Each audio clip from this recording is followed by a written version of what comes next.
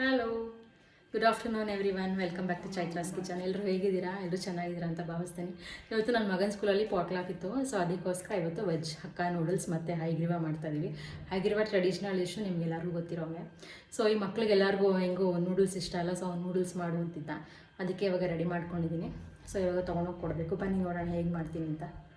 ಹಾಗೆ ನನ್ನ ಚಾನಲ್ ಯಾರನ್ನು ಫಸ್ಟ್ ಟೈಮ್ ನೋಡ್ತೀರಾ ದಯವಿಟ್ಟು ಸಬ್ಸ್ಕ್ರೈಬ್ ಮಾಡಿ, ಹಾಗೆ ಲೈಕ್ ಮಾಡಿ. ನಿಮಗೆ ರೆಸಿಪಿ ಏನಾದ್ರು ಇಷ್ಟ ಆಗಿದ್ರೆ ಪ್ಲೀಸ್ ಒಂದು ಲೈಕ್ ಮಾಡಿ, ನಿಮ್ಮ ಫ್ರೆಂಡ್ಸ್ ಆ್ಯಂಡ್ ಫ್ಯಾಮಿಲಿಗೂ ಶೇರ್ ಮಾಡಿ. ಫಸ್ಟ್ ಇಲ್ಲಿ ಹೈಗ್ರೀವಕ್ಕೆ ರೆಡಿ ಮಾಡ್ಕೊಂಬಿಡೋಣ ಅಂದ್ಬಿಟ್ಟು, ಆಮೇಲೆ ಮಧ್ಯಾಹ್ನದಷ್ಟೊತ್ತಿಗೆ ನೂಡಲ್ಸ್ ಮಾಡಿದ್ರೆ ಟೈಮು ಕರೆಕ್ಟಾಗಿರುತ್ತೆ, ನಾನು ಕೊಡೋಕ್ಕೂ ಸರಿ ಹೋಗುತ್ತೆ ಅಂದ್ಬಿಟ್ಟು. ಇಲ್ಲಿ ಕಡಲೆಬೇಳೆನ ಒಂದು 2 ಲೋಟದಷ್ಟು ಹುರಿದಿಟ್ಕೊಂಡಿದ್ದಾರೆ ನಮ್ಮಮ್ಮ ತುಂಬ ಚೆನ್ನಾಗಿ ಮಾಡ್ತಾರೆ ಆ್ಯಕ್ಚುಲಿ ಹೈಗ್ರೀವ. ಸೊ ಅವ್ರಿಗೆಲ್ಲ ಮಾಡಿಸೋಣ ಅಂದ್ಬಿಟ್ಟು ರೆಡಿ ಮಾಡ್ಕೊಂಡಿದ್ದೀನಿ. ಒಂದು 2 ಲೋಟದಷ್ಟು ಚೆನ್ನಾಗಿ ಹುರ್ಕೊಂಡಿದ್ದಾರೆ, ಸ್ವಲ್ಪ ಕೆಂಪಗಾಗೋಂಗೆ. ಇವಾಗ ನೀರು ಹಾಕ್ಬಿಟ್ಟು ಒಂದು ಸ್ವಲ್ಪ ಹೊತ್ತು ನೆನೆಯೋಕೆ ಇಡ್ತೀನಿ ಇದಕ್ಕೆ ಕಡಲೆಬೇಳೆನ, ಯಾಕಂದರೆ ಅದು ಬೇಯೋದು ಲೇಟ್ ಆಗಿಬಿಡುತ್ತೆ ಮತ್ತು ಸರಿಗೂ ಬೇಯಲ್ಲ ಅಂದ್ಬಿಟ್ಟು ಒಂದು ಸ್ವಲ್ಪ ಹೊತ್ತು ನೆನೆಸಿದ್ರೆ ಕ್ಲೀನಾಗಿ ಮೆತ್ತಗಾಗುತ್ತೆ. ಅದಕ್ಕೆ ಮೇಯ್ನ್ ಇಂಗ್ರೀಡಿಯೆಂಟ್ ಬಂತೆ ಬೆಲ್ಲ ಅಲ್ವಾ. ಸೊ ಅದಕ್ಕೆ ಒಂದು ಎರಡು ಉಂಡೆಷ್ಟು ಬೆಲ್ಲ ತೊಗೊಂಡಿದ್ದೀನಿ. ಅದರಲ್ಲಿ 1.5 ಉಂಡೆಷ್ಟು ಹಾಕ್ಕೊಂಡಿದ್ದೀನಿ ಅಷ್ಟೇ. ಹಾಕಿದ್ನು ಫುಲ್ 2 ಹಾಕ್ಬಿಟ್ರೆ ತುಂಬ ಸ್ವೀಟ್ ಆಗಿಬಿಡುತ್ತೆ ಅಂದ್ಬಿಟ್ಟು 2ನ್ನ ಕುಟ್ಬಿಟ್ಟು ಈಗ ಪಾಕಕ್ಕೆ ರೆಡಿ ಮಾಡ್ಕೊಳ್ಳೋಕ್ಕೆ ನೀರು ಹಾಕ್ತಾಯಿದ್ದೀನಿ. ಈಗ ಒಂದು ಕಡೆ ಪಾಕನೂ ರೆಡಿ ಆಯಿತು, ಮತ್ತು ಇನ್ನೊಂದು ಕಡೆ ಇದಕ್ಕೆ ಹುರ್ಕೊಳ್ಳೋಕ್ಕೆ ಹೈಗ್ರೀವಕ್ಕೆ ಹುರ್ಕೊತಾ ಇದ್ದೀವಿ. ಒಂದು ಕಡೆ ಕಡಲೆಬೇಳೆ 1 ಸ್ಪೂನು, ಅಕ್ಕಿ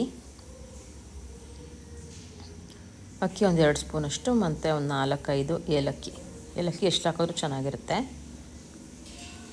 ಮತ್ತು ಒಂದು 2 ಲವಂಗ ಆ್ಯಕ್ಚುಲಿ ಬೇಯೋಕ್ಕೆ ಹಾಕಬೇಕಾಗಿತ್ತು, ನಾನು ಮರ್ತುಬಿಟ್ಟೆ ಹಾಕೋದು ಕಡಲೆಬೇಳೆ ಜೊತೆಗೆ. ಮತ್ತು ಜಾಪತ್ರೆ ಹಾಕಿದ್ರೆ ಟೇಸ್ಟ್ ಒಂಥರ ಡಿಫ್ರೆಂಟಾಗಿ ಬರುತ್ತೆ, ಸೇಮ್ ನಿಮಗೆ ಮಠಗಳಲ್ಲಿ ಮಾಡ್ದಂಗೆ ಇರುತ್ತೆ.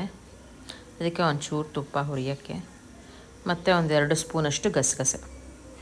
ಜಸ್ಟ್ ಒಂದು ಸ್ವಲ್ಪ ಬಿಸಿ ಆದರೆ ಸಾಕು, ಗಸಗಸೆ ನಿಮಗೆ ಸಿಡಿಯೋಕ್ಕೆ ಶುರುವಾಗ್ಬಿಡುತ್ತೆ.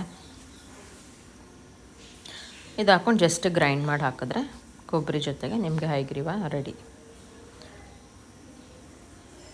ಸೇಮ್ ಇದಂತೂ ಮಠದಲ್ಲಿ ಮಾಡೋ ಸ್ಟೈಲ್ ಟೇಸ್ಟೇ ಬರುತ್ತೆ ಇದು ಆ್ಯಕ್ಚುಲಿ. ಸೊ ಇಲ್ಲಿ ಕಡಲೆಬೇಳೆನೂ ಒಂದು ಕಡೆ ಬೆಂದಾಗಿದೆ. ಕಡಲೆಬೇಳೆ ಅಂತೂ ಒಂದು 5-6 ವಿಸಿಲ್ ಕೂಗಿಸ್ಕೊಂಡಿದ್ದೀನಿ. ಅದಕ್ಕೆ ಕಟ್ಟು ಅಷ್ಟು ಬಿಟ್ಟಿಲ್ಲ, ನೀರುವೆ ಕರೆಕ್ಟಾಗಿದೆ. ಸೊ ಬೆಲ್ಲದ ಪಾಕ ರೆಡಿ ಮಾಡ್ಕೊಂಡಿದ್ನಲ್ಲ ಅದು ಹಾಕ್ಬಿಟ್ಟು ಒಂದು ಸತಿ ಕುದಿಯೋಕ್ಕಿಡೋದು.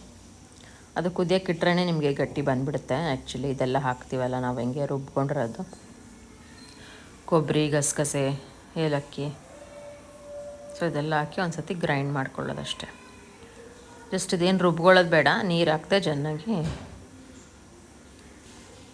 ಫುಲ್ ನೈಸಾಗಿ ಪುಡಿ ಮಾಡಿಕೊಂಡು ನಾವೇನು ಈ ಬೆಲ್ಲ ಕಡಲೆಬೇಳೆ ಎಲ್ಲ ಕುದಿಯೋಕ್ಕಿಟ್ಟಿರ್ತೀವಲ್ಲ ಅದಕ್ಕೆ ಹಾಕಿ, ಸೊ ಜಾರಲ್ಲಿ ಮೆತ್ಕೊಂಡಿರೋದನ್ನ ಎಲ್ಲ ಇನ್ನೊಂದು ಸತಿ ಹಾಕಿ ಕುದಿಯೋಕ್ಕಿಡೋದು. ಈಗ ನೋಡಿ ಎಷ್ಟು ನೀರಾಗಿದೆ, ಇನ್ನೊಂದು 10 ನಿಮಿಷ 1/4 ಗಂಟೆಗೆಲ್ಲ ನಿಮಗೆ ಗಟ್ಟಿ ಬಂದೇ ಬಿಡುತ್ತೆ. ಆ್ಯಕ್ಚುಲಿ ಗಟ್ಟಿಯಾಗಿರಬೇಕು ಹೈಗ್ರೀವ ಯಾವತ್ತು, ಈ ಥರ ಇದ್ದರೆ ಪಾಯಸದ ಥರ ಆಗಿಬಿಡುತ್ತೆ.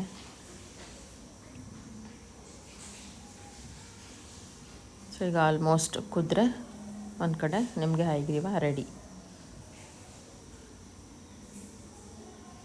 ಇದಕ್ಕೆ ಗೋಡಂಬಿ ದ್ರಾಕ್ಷಿ ಎಲ್ಲ ಹುರಿದು ತುಪ್ಪದಲ್ಲಿ, ಅದಕ್ಕೆ ಅಲ್ಲಿ ತುಪ್ಪ ಹಾಕ್ಕೊತಾ ಇದ್ದೀವಿ. ತುಪ್ಪ ಸ್ವಲ್ಪ ಒಂಚೂರು ಜಾಸ್ತಿನೇ ಇರಬೇಕು ಆ್ಯಕ್ಚುಲಿ ಸ್ವೀಟ್ಗೆ. ಅದಕ್ಕೆ ಪುಡಿ ಮಾಡಿ ಇಟ್ಕೊಂಡಿದ್ದ, ಪೀಸ್ ಮಾಡಿ ಇಟ್ಕೊಂಡಿದ್ದಂಥ ಗೋಡಂಬಿ ಮತ್ತು ದ್ರಾಕ್ಷಿ.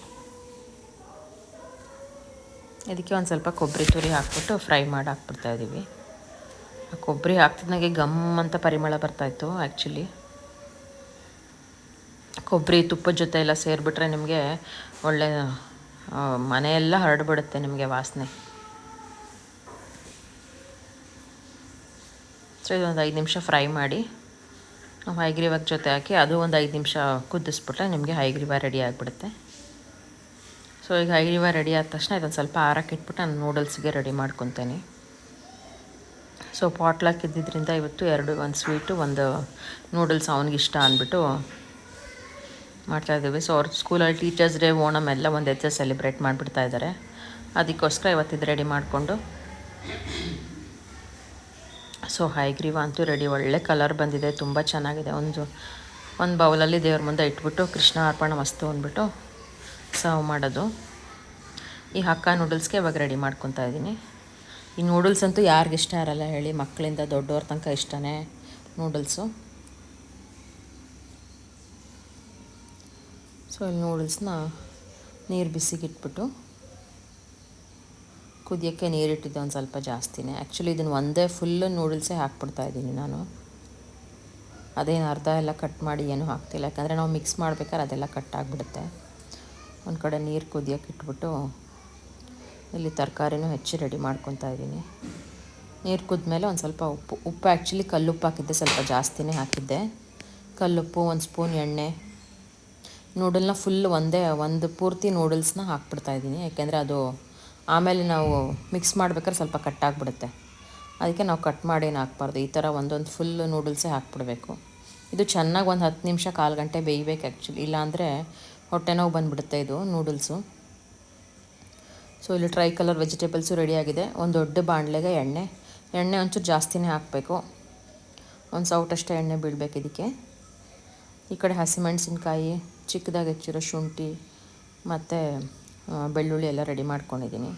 ಆ್ಯಕ್ಚುಲಿ ಈ ಥರ ಬಾಣಲೆನೇ ಸರಿ ನಿಮಗೆ ನೂಡಲ್ಸ್ ಮಿಕ್ಸ್ ಮಾಡೋಕ್ಕೆ. ಸೊ ಅದು ಹಾಕಿ ಒಂದು ಸ್ವಲ್ಪ ಫ್ರೈ ಮಾಡಿದ್ಮೇಲೆ ಇಲ್ಲೆಲ್ಲ ತರಕಾರಿ ಹಾಕ್ಕೊತಾ ಇದ್ದೀನಿ. ಕ್ಯಾಪ್ಸಿಕಮ್ಮು, ಕ್ಯಾಬೇಜು, ಕ್ಯಾರೆಟು ಮೂರು ಎಲ್ಲ ಸಣ್ಣ ಸಣ್ಣದಾಗಿ ಉದ್ದಕ್ಕೆ ಕಟ್ ಮಾಡ್ಕೊಂಡಿದ್ದೀನಿ. ಇದು ನೋಡೋಕ್ಕೆ ಎಷ್ಟು ಚೆನ್ನಾಗಿ ಕಾಣುತ್ತೆ ಕಲರ್ಫುಲ್ಲಾಗಿ.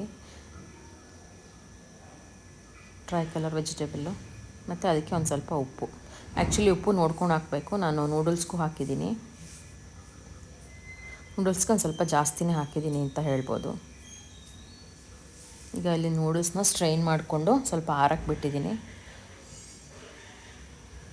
ಇದರಲ್ಲಿ ಒಂದು ಕಡೆ ಬಾಣಲೆಯಲ್ಲಿ ಆ್ಯಕ್ಚುಲಿ ಇಷ್ಟು ದೊಡ್ಡ ಬಾಣಲೆ ಬೇಕು ನಿಮ್ಮ ನೂಡಲ್ಸ್ ಎಲ್ಲ ಮಾಡೋಕ್ಕೆ.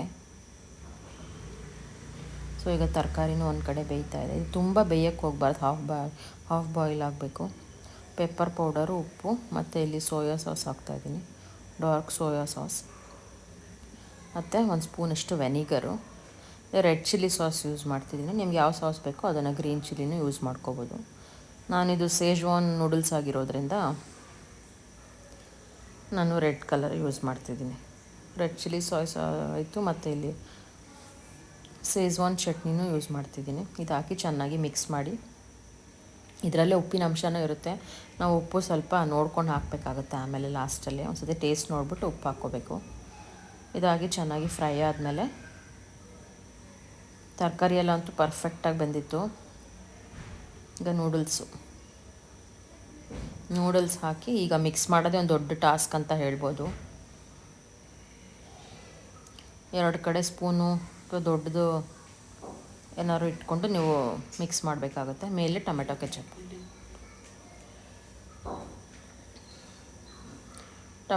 ನಾವು ಸರ್ವ್ ಮಾಡಬೇಕಾದ್ರೂ ಹಾಕ್ತೀವಿ. ಇದಕ್ಕೆ ಸುಮ್ಮನೆ ಜಸ್ಟ್ ಟೇಸ್ಟ್ಗೆ ನೋಡಿ, ಕಲರ್ಫುಲ್ಲಾಗಿ ಎಷ್ಟು ಚೆನ್ನಾಗಿ ಕಾಣ್ತಿದೆ, ಸೇಮ್ ರೆಸ್ಟೋರೆಂಟ್ ಸ್ಟೈಲಲ್ಲೇ. ಸೊ ಹೈಗ್ರೀವ ನೂಡಲ್ಸ್ 2 ರೆಡಿಯಾಗಿ